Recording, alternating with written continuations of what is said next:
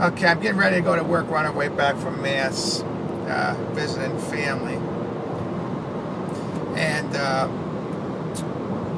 I used to have a friend that reminds me of in the car all the time. I used to go on road trips, which would be places not too far because he couldn't really stay in the car too much.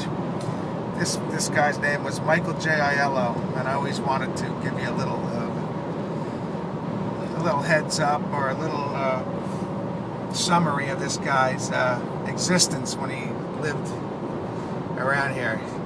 He used to help my dad. He was blind. Well, he wasn't blind. He could actually see, but he was deaf.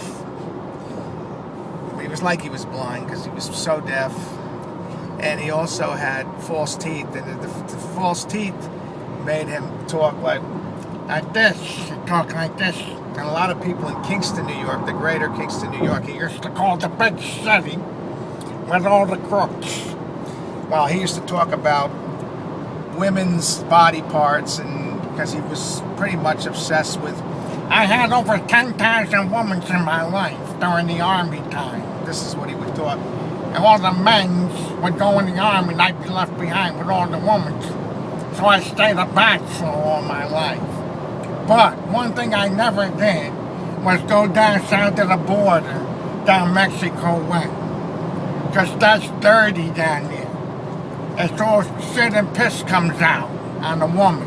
Down there where the poo-tang is. Down there where the, yeah, that's right.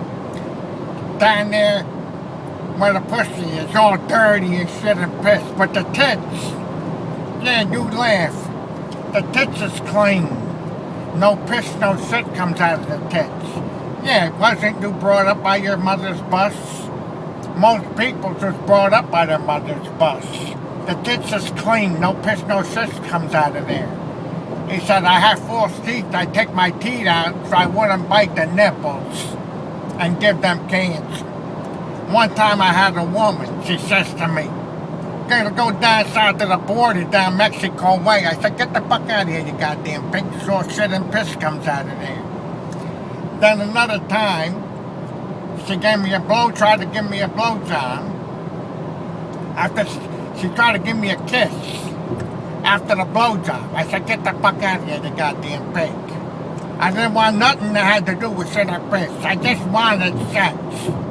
One time I had a woman, and I would go get her. She was a big woman, big ass. She kept her warm in the winter. She had a big ass and a big woman. I give her $10, $20. I go in the refrigerator. I come back. Yeah, that's right. I take her from the back. That's all. I take her from the back.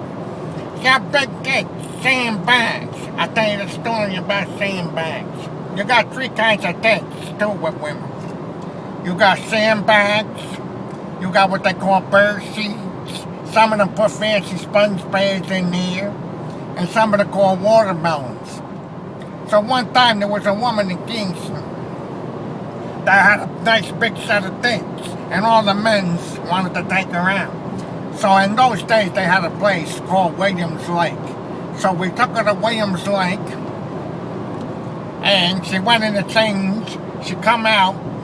At Williams Lake, she come out of the dressing room. Next thing you know, she had bird seeds, no tits at all. I said, what the fuck's the matter with you? You go in there, you make everybody tell you got tits, show you got tits. What are you, goddamn phony from a pony? I said, you're full of baloney. She comes out, she had no tits, so she said to me, come on in, I'll show you my secret. So she takes me into the dressing room down Williams Lake, doesn't exist no more. She takes me down there, and she shows me in the locker, she takes out two small footballs, and she takes out and a bra, 36 bra, and says to me, see, this is what I do. I said, Jesus Christ, you're a goddamn phony, go to hell home. So I got dressed, and I went to hell home, and I never called the sum of the bits again. Yeah, that's right. I used to go down to Miami Beach, down to Fontainebleau.